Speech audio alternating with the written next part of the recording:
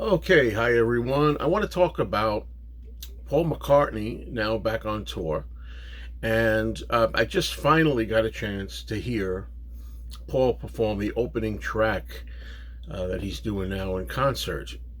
What is that opening track? It's the Beatles song "Help."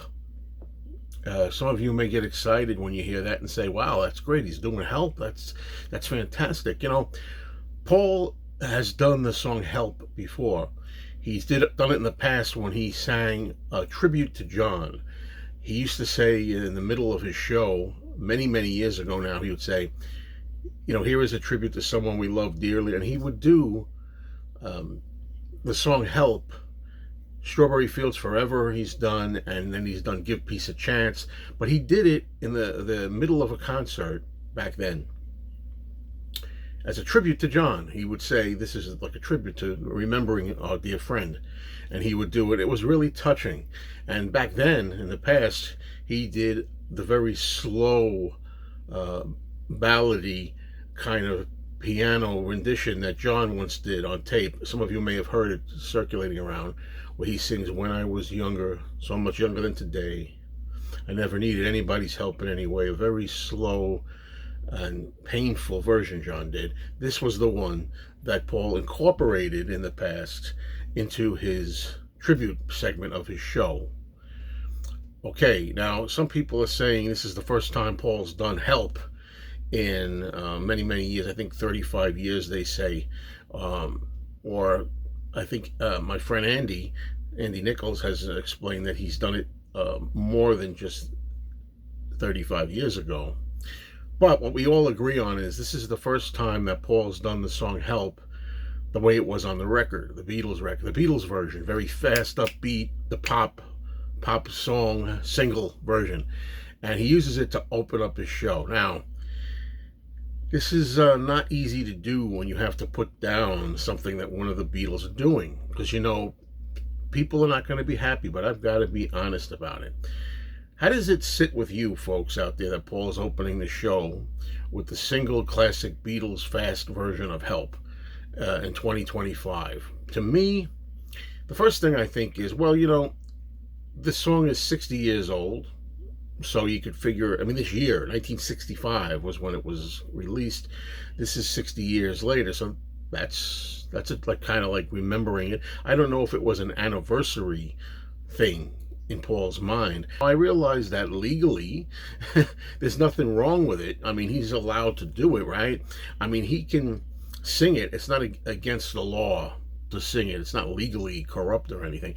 But morally, is it really right?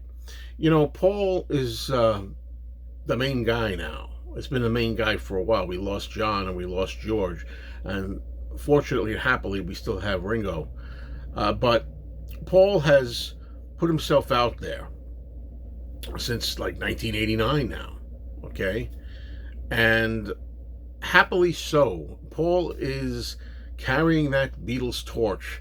I am so pleased that Paul McCartney is out there and he's being the voice of the Beatles. Hey, the Beatles are still interesting. New generations go to see Paul and Ringo and they love the Beatles. It is so heartwarming and happy that Paul actually still plays live, but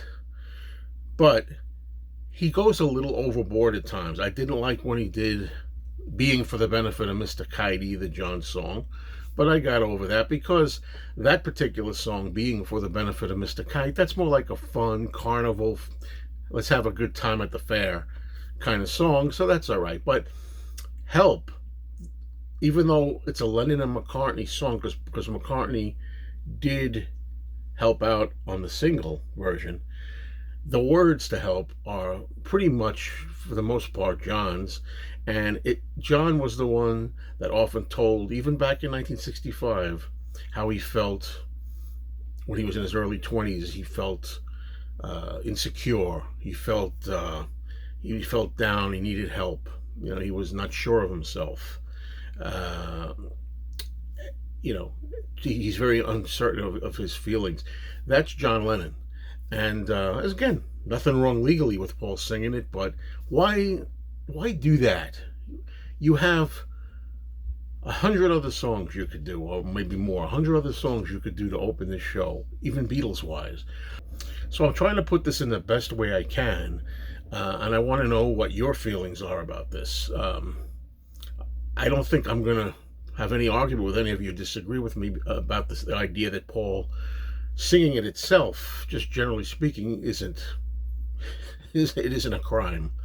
But should it be done? He can, but should he? And although I'm not going to get deeply into Paul's voice quality, I did finally, as I say, get a chance to hear him do Help in a show.